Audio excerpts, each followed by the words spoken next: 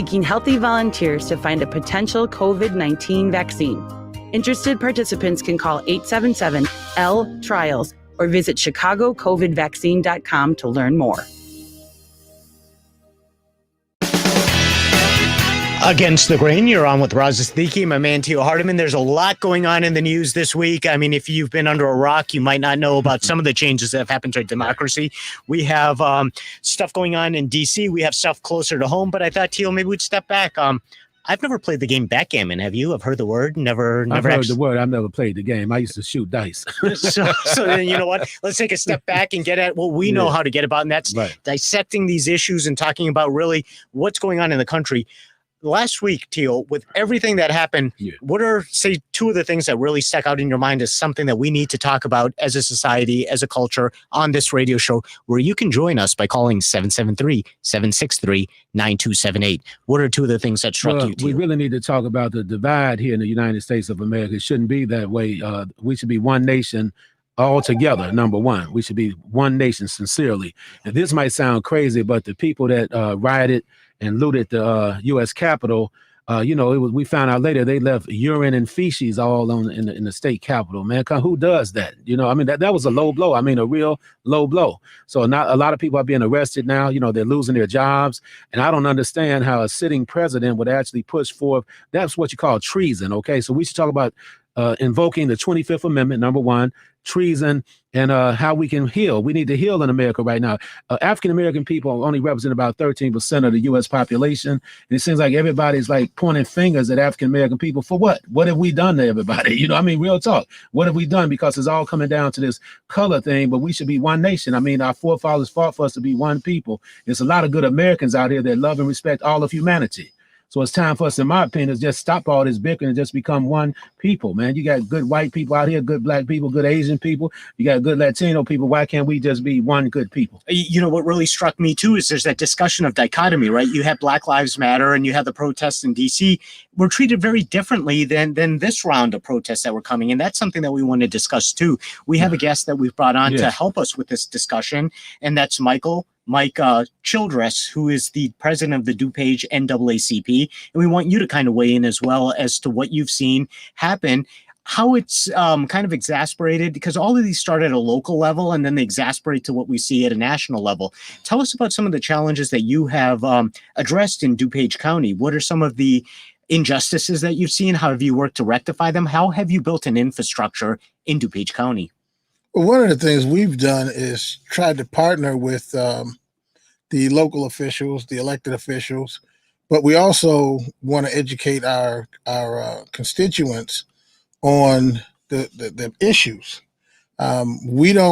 First of all, one of the things that irritates me is that our parishioners, our pastors and preachers allow public officials to come to their churches to actually sit in the pulpit, and then turn around and not hold their feet to the fire. One of the prime examples is, I applaud my brother Warnock in Atlanta, but he also allowed his opponent to come to his church and sit in the pulpit with him, listen to his sermon, and then turn around and use the sermon against him. Okay. Those things have to stop. Yeah. We have to be able to hold all the elected officials accountable. We at the NAACP are not, we're nonpartisan. We don't back Democrats or Republicans. Here's what I say. We don't have any permanent friends.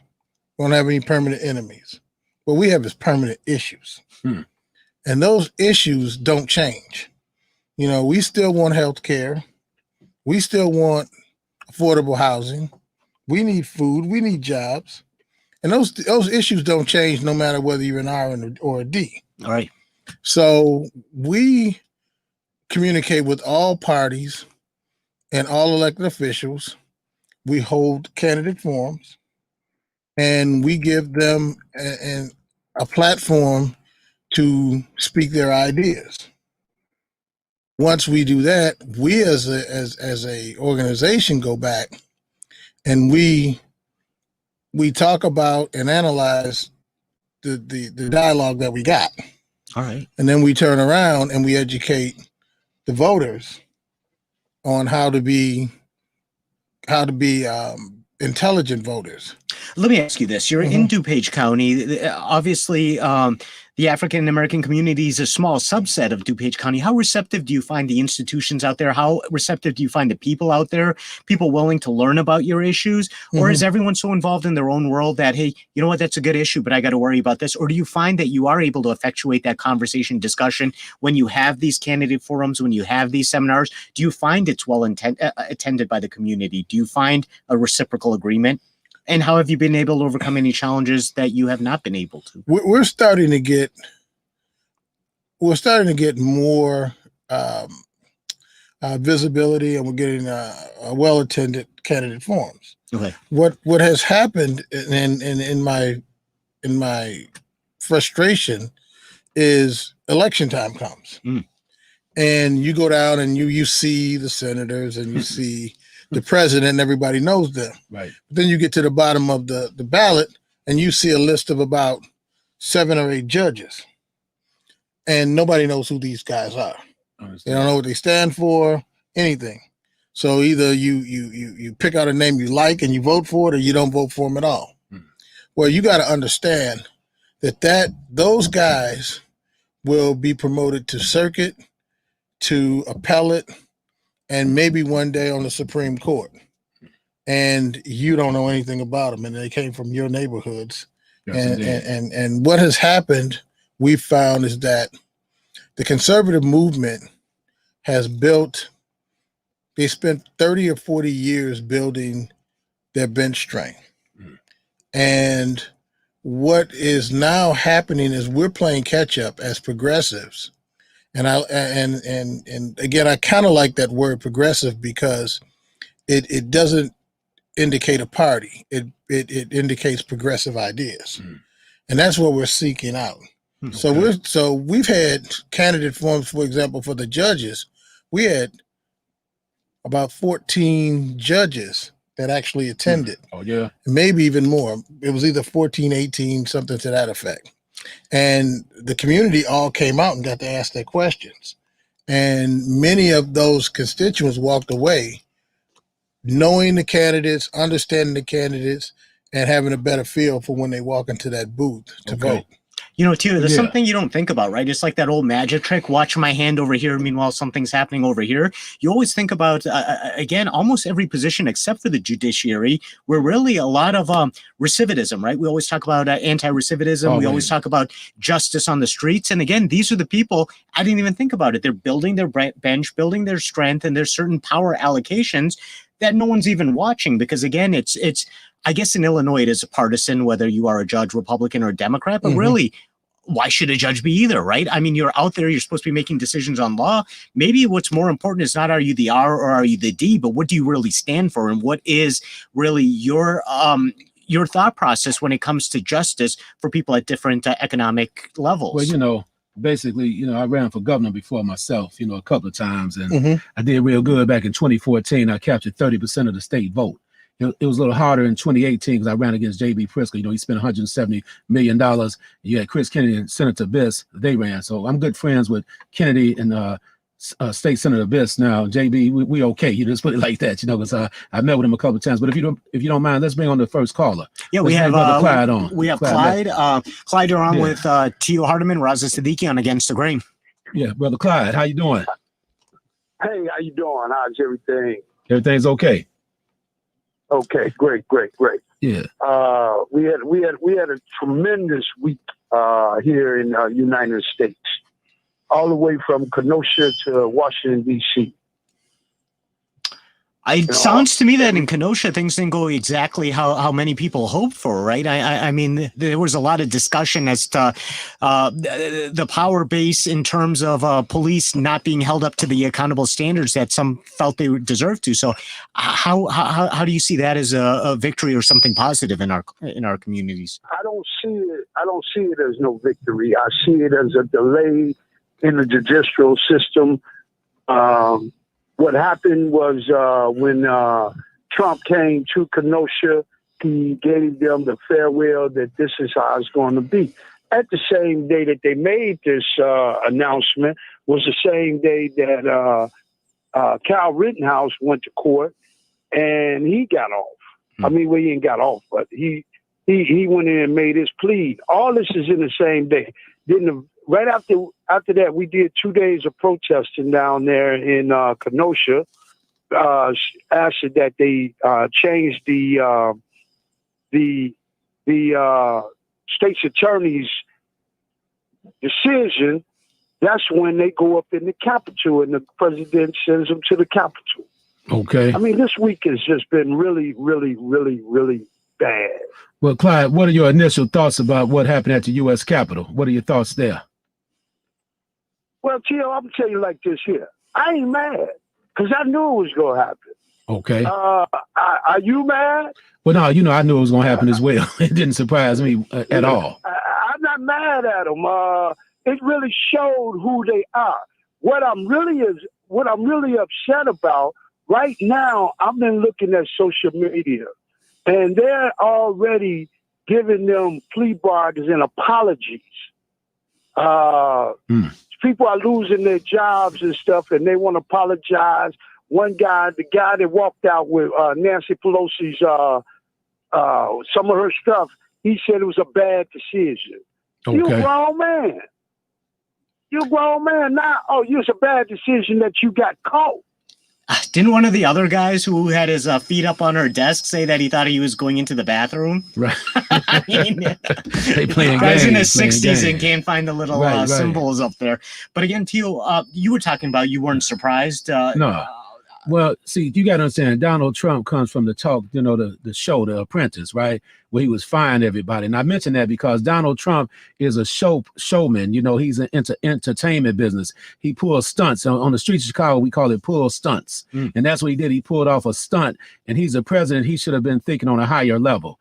This guy is a sore loser. He doesn't want to go down in defeat. So he's going to do anything and everything in his power to try to throw a rock and hide his hand.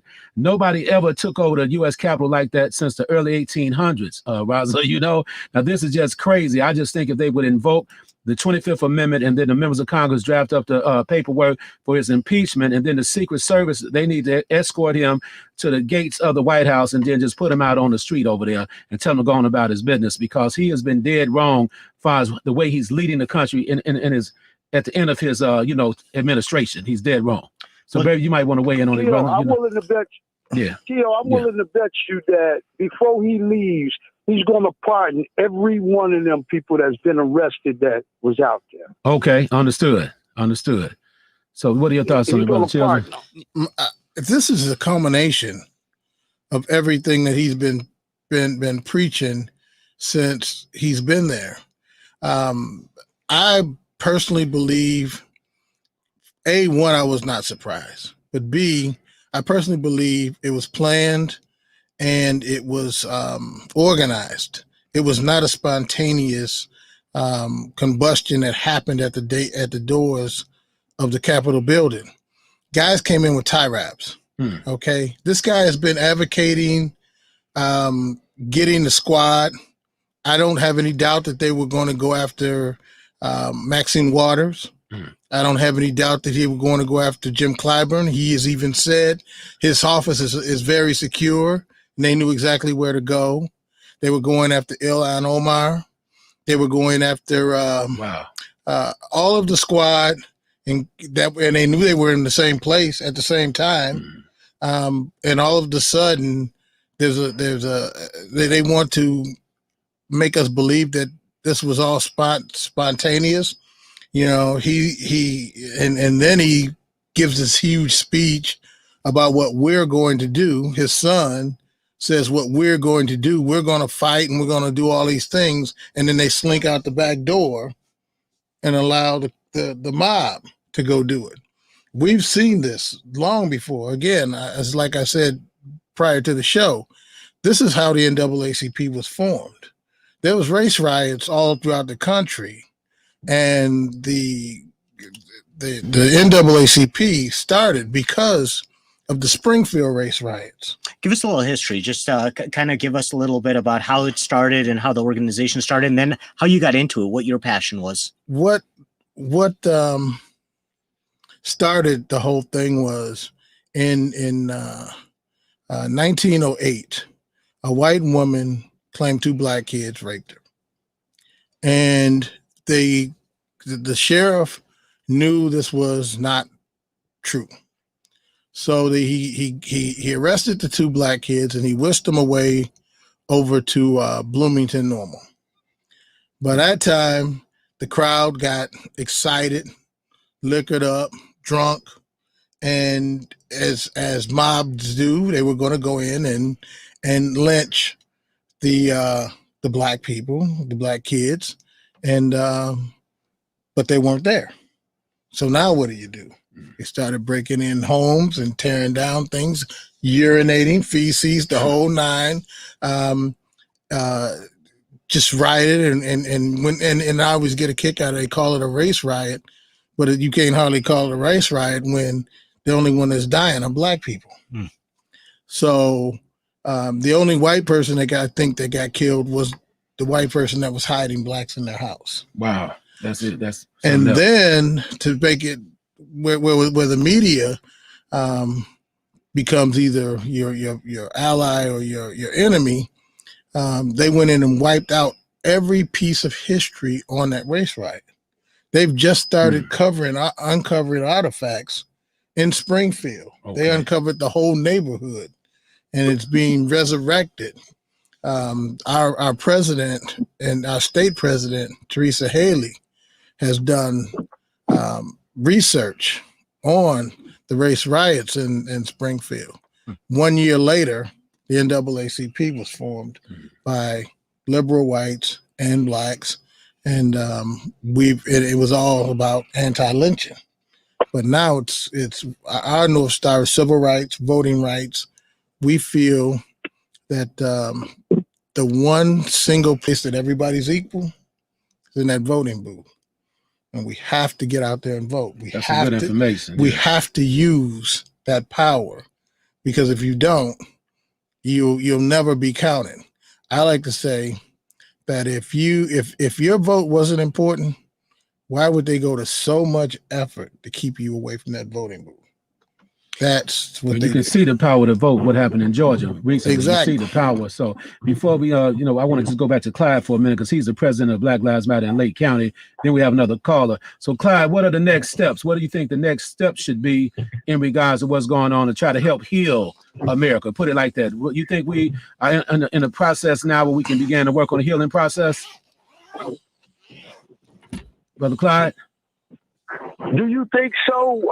With the Proud Boys already, this was last month. I was in Florida. I met one of the Proud Boys. I also do a research. I met one of the Proud Boys. I talked to him, and he told me next month, y'all watch out. Oh, really? Now, next month, meaning January?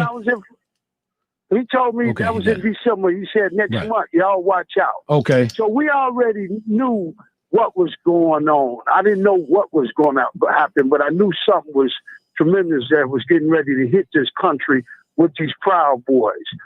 Can we mend this? I can't give you the answer on that. We're too busy trying to seek justice for black and brown people.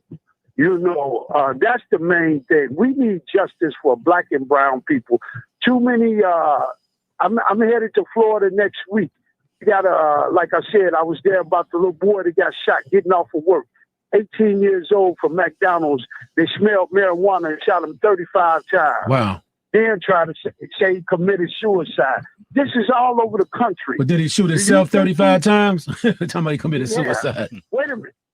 That's what they say. You got the governor of Florida right now want to use what happened in the Capitol to say, because Florida is an open carry state, and that if they think you're getting ready to go inside a building or anything, they can shoot. Residents can shoot to kill. Okay.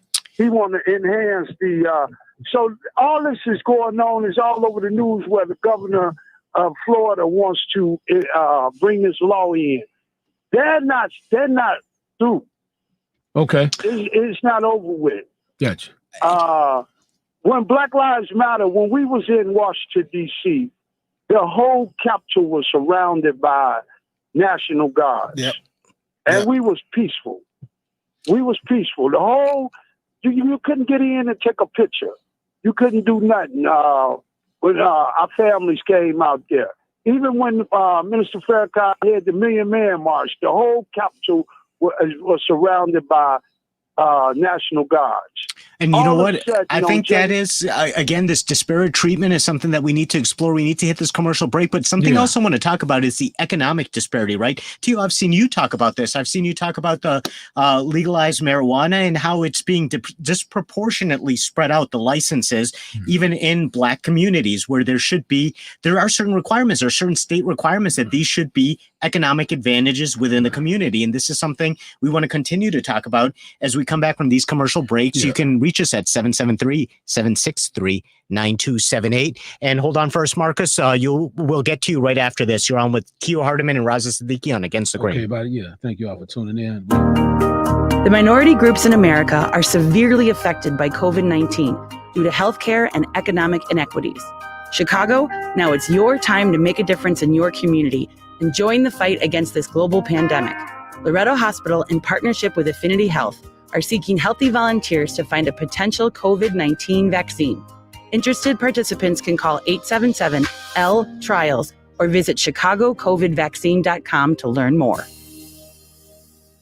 Megan Financial is an independent retirement and financial services firm dedicated to the working men and women of organized labor. Megan provides straightforward, custom-fit financial advice and specializes in defined benefit and defined contribution pension plans, as well as participant and retiree health and welfare benefits. Megan Financial has the knowledge and experience to navigate the union member through all phases of life. Call 708-444-1090. Securities and advisory services offered through Cetera Advisors LLC, member FINRA, SIPC, a broker-dealer and registered investment advisor. Cetera is under separate ownership from any other named entity. Office location at 5321 South 94th Avenue, Orland Park, Illinois, 60462.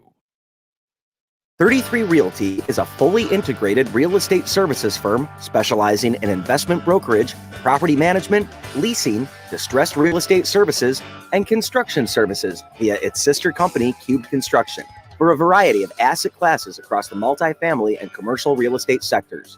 33 Realty provides full-service solutions to complex real estate assignments with industry-leading staff invested in the process. For more information, please visit 33realty.com. 33 Realty, your foundation for real estate success. You're listening to Against the Grain with Tio Hardiman and Raza Siddiqui. We're on with Michael Childress, the president of the DuPage NAACP.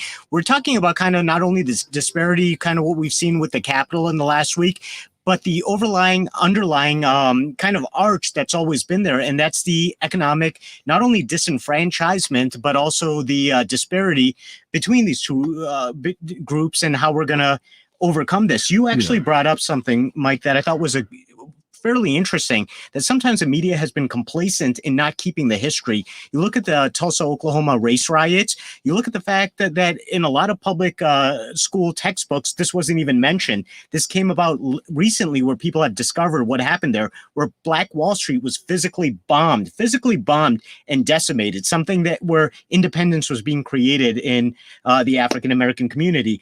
I mean, how do you contend that this is something that's happened throughout the country and that we are ready or going to be able to change this? Well, one of the things, and I've had conversations with ministers out in DuPage County, and there are white people out there that recognize that this is a problem and has historically been a problem. I've met some ministers, and I've actually had talks at churches on what can white people do to fight racism in their community. And I think what we're doing is we're missing a big piece of it all. Mm-hmm. People say, well, we need more racial sensitivity classes, culturally biased classes. You know, all of those things are important. Black history is good. You know, to me, it's kind of a sanitized version. We like to teach of all of our achievements, which we should. Yeah. But the big piece that I say is missing until it is taught in this country, the atrocities that have been heaped on people of color since this country has been here. You know, the Tulsas, like you said. Now, we're coming up on 100th year anniversary of that Tulsa race riot. Mhm. 1919, I know it was 1921, May of 1921. We're coming up on May of 2021. Gotcha. That's important, yeah. To know, and if you go back now and look at the economics of that, Tulsa was the most affluent community, white or black, in the nation. Now it's one of the poorest. 100 years after that, there's still the unemployment rate of Tulsa is sitting black unemployment is sitting around 65-70%. That's huge. You know, the disparate in economic power is gone. And that is just one instant, because we can talk about it. But again, there's Springfield, there's St. Louis, there's the Chicago race riots, New York race riots. Race riots have been a issue throughout the country. And then you turn around and you see what was happening in Washington. It just is another piece. It's just a mosaic of this country when it comes to race relations. So yeah, what we want to do now, let's bring Brother Marcus on the line, because we got a few callers waiting for us. Brother Marcus. How you doing, Marcus? Hey, I'm doing great, Teal. Thanks for inviting me on, man. I got a lot to say, but I'm going to try to restrain myself. Oh, no, speak your mind. We appreciate you hanging in there for a little while. You know, we're open for the discussion. You know, so about the incidents of last week, my first, at the Capitol, my first thought is that that was not a moment. That was the beginning of an extension, a surge of a movement that's been going on for over 150 years. We haven't seen anything like that since the election of Lincoln. Okay, and that is the underlying thing that's going on here. And what that fuss was about was whether or not this is going to be an inclusive nation of all people, or a white nation that tolerates some people. And that fight is still on the table. Ergo, MAGA, Make America Great Again. 72 million people voted for that. Tio, I'm going to take a step back, and I'm going to talk about building the own infrastructure, right? Like you had Robert Abbott, who had the Chicago Defender, one of the premier newspapers, chronicling and documenting, giving historical fact to the African American community that no longer exists. I mean, it's now maybe on a website. It's not in print anymore. Not like it used to be, right? Not like it used to be. Not this infrastructure that you once had. You talk about the economic opportunities that these communities can have with legalization of marijuana that they just are not getting. I know that's something you talked about it. So what everybody needs to know here in Illinois is that in Chicago, we still, to date, we do not have one African-American owned recreational marijuana dispensary in Chicago to date. In the year 2020, $1 billion was made on recreational marijuana. We have elected officials that ran on a campaign promise of inclusion and equity and equality, but we still are at the bottom of the line, at the back of the line when it comes down to respecting the voters who voted you in office. It makes no sense. They have a lottery where the lottery was rigged as well, where you have people that from, everywhere else, they have more chances in the lottery than some of the African-American owners who will not win the lottery. And then also was stated by another African-American official, I won't say the name because it's public information, you can look it up, that they were going to consider African-American business owners in the second round. They don't consider us in the second round when they want our votes. Right. We're in the first round. We're a priority, okay? But now we're talking about the second round. So go ahead, Marcus. That structural racism, that textbook example of structural racism. Yeah. It's set up rule-wise. Administrative rules, laws, and institutions are designed around reserving certain powers to certain people and resisting the involvement of others in those same set of powers. That's structural racism. Same as gentrification, and anything else like it. Yes. Well, Marcus, we want to thank you for your call. Okay, bro. Appreciate you. I appreciate you, man. Take care. Okay. We got Caroline waiting as well. Let's get to her, Caroline. Carolyn on the line. Miss Carolyn, how you doing, young lady? Hey, Theo, how you doing? This is Carolyn Ruff, and actually, I called in to talk a little bit about the election that took place in Georgia. Okay. It made me feel like we have hope because of the two candidates that won the election. Black Lives Matter, Women of Faith. We went down and we worked the 2 weeks that we went. We went to door, knocking on doors, reminding people to get the votes out. And we were able to join the Democratic Party to do all of this. And I just think that I thank them for allowing us to be part of their space to get these two candidates out. And it's very important that they won. And also, we're Black Lives Matter, Women of Faith. We're having a march. Now, don't get it twisted with the march on tomorrow. Our march is January 16th. That's Martin Luther King's weekend. And it's going to be at the Federal Building, 230 South Dearborn, Chicago. Starts at 11:30, from 11:30 to 3:30. We're asking every woman, children, millennials to please come on out and join us. This is Martin Luther King's weekend. I'm pretty sure Congressman John Lewis is looking down on the women because we are the women that's rising.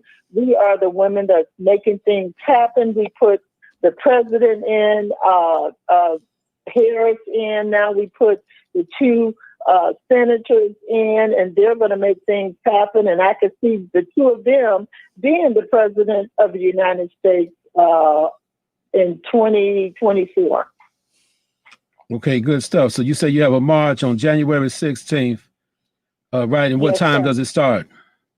It starts at 11:30 at the Federal Building, 230 South Dearborn, and this Saturday, January 16th. Okay. Well, keep up the good work, Carolyn Ruff. We appreciate you going to Georgia, representing on behalf of women nationwide, which is very important. We commend the work of Black Lives Matter, Women of Faith, and all the good work that's being done. So last but not least, Carolyn, before you get out of here, because we have a few other calls and I guess here. So when you were in Georgia, do you think that things are going to change in Georgia? Because I have family members in Atlanta, Columbus, Georgia, some parts of Georgia area, but I know there's a lot of poverty in the state of Georgia for African American people. But do you think it's going to lead to any real changes in Georgia and across our nation? What are your thoughts? I truly believe that it's going to be a big change in Georgia because they have some of the most powerful people working to make changes in Georgia. And Reverend Dr. Raphael, John Ossoff, these are two powerful men that won those two Senate seats. And with that being said, the Democratic Party is in control now because Harris is the tiebreaker. Okay. So big things are going to happen, sir. Just stay tuned. Keep the faith. Big things are going to happen. This is our time. Okay, Carolyn. Well, thank you very much.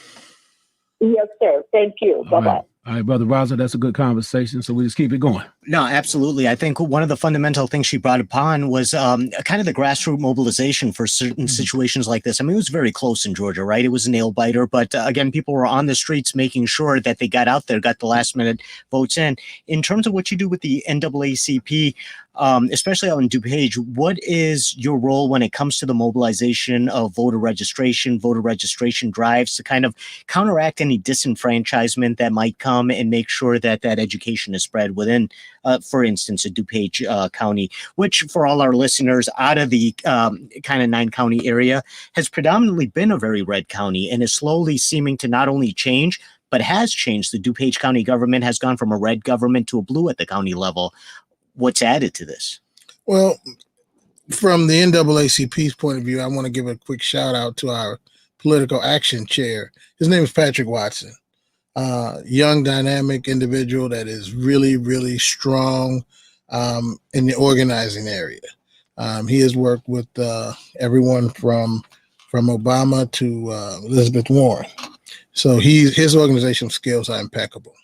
What he does is he pulls together the different organizations. Okay. We work with the Divine Nine. We do work with the League of Women Voters. We work with the NAACP. We work with Unity Partnership. We work with all organizations that, again, have permanent issues that we have. We see voting as a three-legged stool. You start with your registration, but then you have to have education. Then you have to have mobilization. And without any one of those, your stool is going to fall over. That's what happened with the rise of Trump. There was no voter education. That piece was missing. So people voted with their instincts and their heart. The same people that voted for Obama turns around and votes for Trump. Where's the education piece? I said that up front early, I saw Trump's rise as nothing more than a math equation. And I was pretty right. 30% of this country's racist. There's nothing we're going to be able to do about it. That's just where they are. Then you take another 7% and they're politically illiterate. They only watch Fox News or whatever it is, and they watch conservative talk, and that's where they're built in. It's baked into the mix. So now you're at 37%. Then there's probably another 7% that's probably completely illiterate. They just are. There's nothing you'll be able to do about it. So you look at that, that's 44%. If you notice, it never goes up, never goes down, maybe a point here, point there, but that's where he is. Now, he lives in that area, and he says to himself, that is never going to change. So you would think the math would give your opponent 56%. Well, he doesn't think like that. His mind says, I don't care if you vote for me. I just got to make you hate my opponent enough to not vote for them, not show up, or vote for someone else. So if I can peel off 10% of that 56%, now it's 46, 44. And I can steal another 2%. Or I can, through voter suppression and other tactics, now guess what? I win the popular vote, but strategically, I've won the Electoral College and I'm president. Okay. Well, Mike, I'll tell you this. I've never been good at math, but I have been pretty good at talking. And what I don't understand is, again, you had said some of these were the same who had voted for Obama. So what changed? Was it the political discourse? Was it the feeling of disenfranchisement that perhaps they saw in there? Or was it just, like you said, echo chambers and potentially racism? Because at the same time, these were people who had thought differently in the past, according to the math, unless I'm totally not following the math. Well, what you have to do is you have this whole philosophy of grievance politics. You're in your place, not because you want to be there, but some other group is the cause of your trouble. It's the blacks, it's the Mexicans, they're rapists, it's old people, it's Social Security. Someone other than yourself is the cause of all your problems. But I have the solution to that. If you don't mind, we want to take another call on because we got Brother Clyde. We're not going to bring Clyde on right. We're going to bring Clyde on after the other call. They've been waiting for a while. Who we got there from Evanston? Somebody calling in from Evanston. Who's Harold? Harold, you're on with Tio Hardiman, Raza Siddiqian Against the Grain. Oh, okay, let's get Clyde back on. Clyde has a question for you there. Mr. Clyde McLemore. Clyde? Yeah, I'm here, Tio. Okay, I want to get you back on. I know we got a few calls. You had a question for brother from NAACP. Break it down, Clyde. Yeah, DuPage County, because I'm the Black Lives Matter regional director for the northwestern part of Illinois. It's a pleasure. I've been up there in Joliet. I helped them start their chapter. Now, the Eric Laurie case where the police choked a man to death and stuck a stick down his mouth. Where was the NAACP? And I hear you talk about these preachers, these churches. I've been up there, ain't none of them been out there. So you answer your question, I guess. Okay. So the question is, where's the NAACP? Yeah. I didn't even know. I didn't even know DuPage County even had an NAACP because they're nowhere. Just 2 weeks ago, y'all just had another man that was killed by the police. And you know what? In Joliet. And that is something that we'll come back to. We got to hit this commercial break, but we are going to come back and talk about it. Then we'll get Brother Harold on as well because he tried to get him on. He didn't. Okay. Are you interested in being one of the first participants in a COVID-19 vaccine clinical trial in Chicago? Affinity Health is currently seeking healthy volunteers who may be eligible for a COVID-19 investigational vaccine study. This will take place at the Loretto Hospital in Chicago, Illinois. We are looking for people who work as teachers, factory workers, retail workers, or anyone exposed to many people during their workday. Visit chicagocovidvaccine.com or call 877-L-TRIALS to learn more. That's 877-587-4257. Founded by award-winning acoustical architect Timothy Pickett in 1999, Encompass AV is one of the most respected audiovisual and acoustical design firms in Chicago. Encompass AV and its staff of 20 highly trained field engineers provide custom-designed AV, low-voltage, network, and security systems. Since inception, Encompass AV has worked closely with all levels of business, from single proprietors to enterprise and Fortune 500 multinationals. You can find Encompass at encompassav.com. Reach out today for a free estimate. Ever wonder about the story behind the story? Who are the people you watch delivering the news, filming the scenes, and putting pen to paper to tell the story you read in your morning paper? Tune in to Media Essential Workers on Facebook and YouTube to find out. With constant changes in the Chicago media landscape, one reliable source keeps track of the people bringing you the stories. Media Essential Workers, the premier live stream telling the story of the storytellers. Sunday nights at 7. Like, subscribe, and follow Media Essential Workers to find out about special shows during the week. Hosted by Raza Siddiqui, Media Essential Workers gets the story of the storytellers.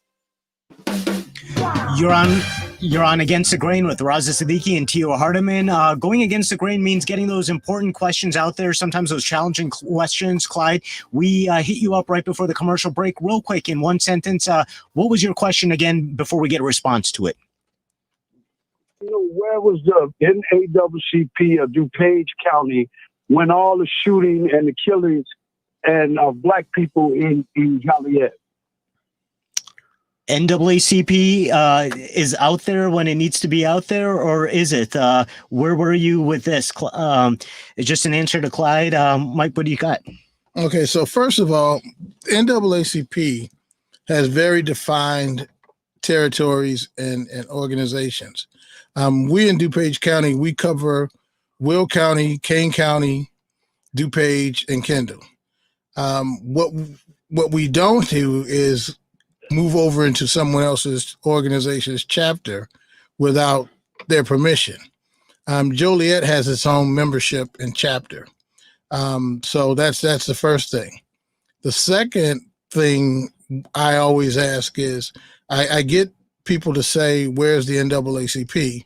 So I have to ask you as a brother, are you a member of the NAACP? No, I'm not. I'm a member of Black Lives Matter. Okay, I can't be a part of anything that said it in color. Okay. No more. So where I'm going with that is we get calls all the time and we hear people say, where was the NAACP? And there's organizations that are very fine organizations like Black Lives Matter. We support Black Lives Matter. We don't have an issue with Black Lives Matter. What we have is an organization with a 111-year history that we have a constitution and bylaws. We have an organizational structure. We have legal defense funds, and we're active in the communities that we operate in. We have 21 standing communities. So when you start to think about what the NAACP does, we're active in the school structures, trying to make sure that there's equal education, equal housing, equal voting rights. You just said you've been there over 100 years, right? In DuPage County, we've been there 50 years. 50 years in DuPage, okay. Years. But our school systems are still down. Our housing is still at the worst. So what I'm saying is, when do we go out there and demand our rights? See, most chapters of NAACP, way we see it, is going to these churches. Y'all getting these monies. Y'all, they 501c3 pimps, and we're no longer tolerating that. We got a new generation out here now. Clyde, let me ask you this. Let me ask you this, out of curiosity, how well or how often do you guys, in terms of groups, work together, reach out, or do these joint coalitions where you have similar interests where you can work together? Because isn't, again, more power in this collective, in this coalition, or do you see yourself as the antithesis of NAACP? If we unite as a people, we could come together.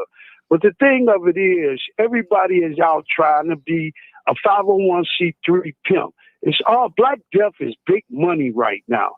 Everybody is getting paid, and nobody is trying to stop it.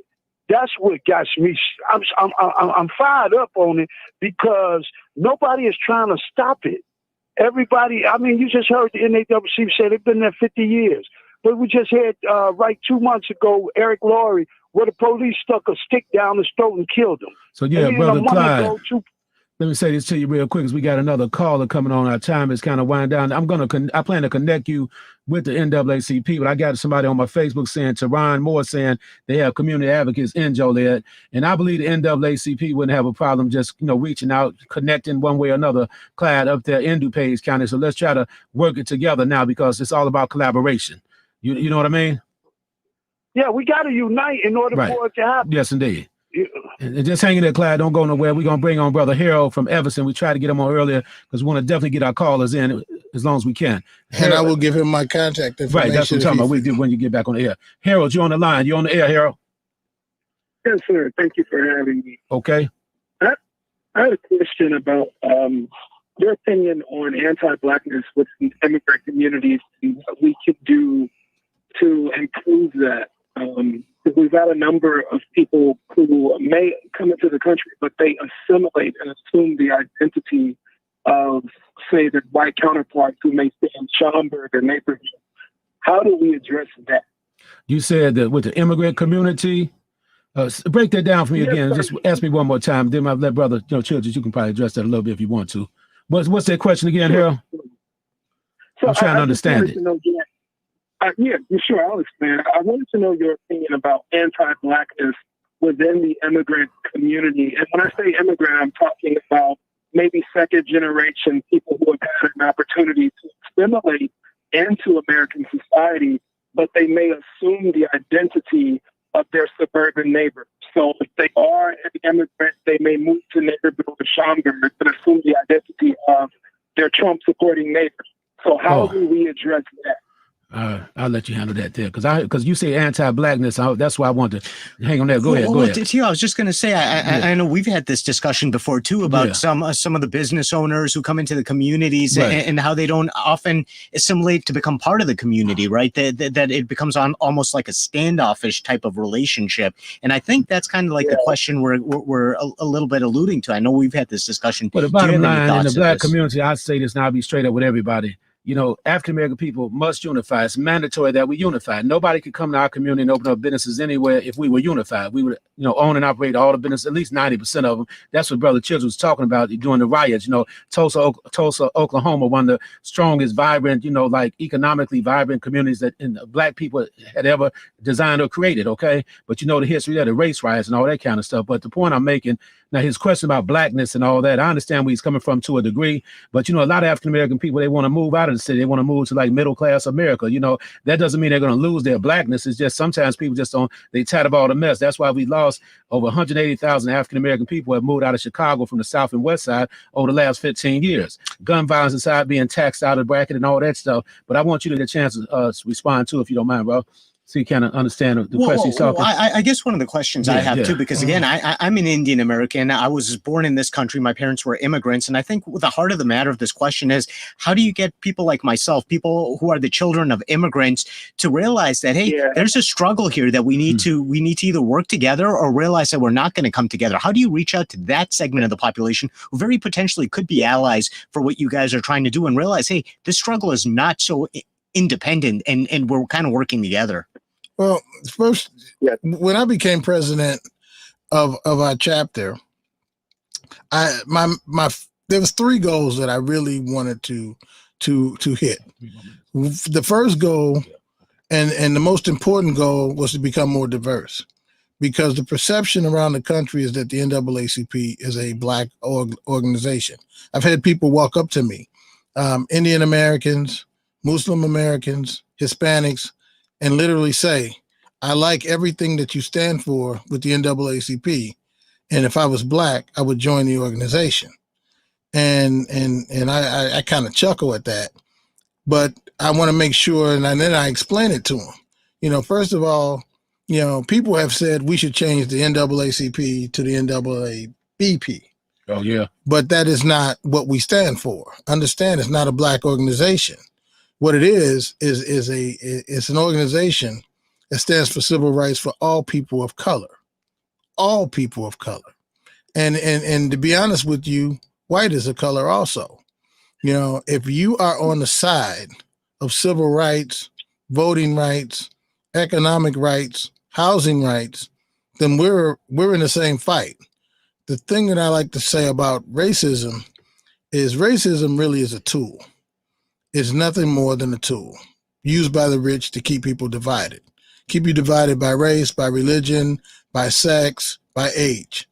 Because once the populations of groups in this country start to realize that we have more in common than we have apart, then we'll start to come together. But as long as the old are fighting the young, the Black are fighting the white, the rich are fighting the poor, the Hispanics are fighting everyone else, and everybody's in their corner scrapping, scratching for crumbs, then the top 1% to 2% of this country will continue to make money even in the worst pandemic and the worst economic downturn in centuries. So why is that?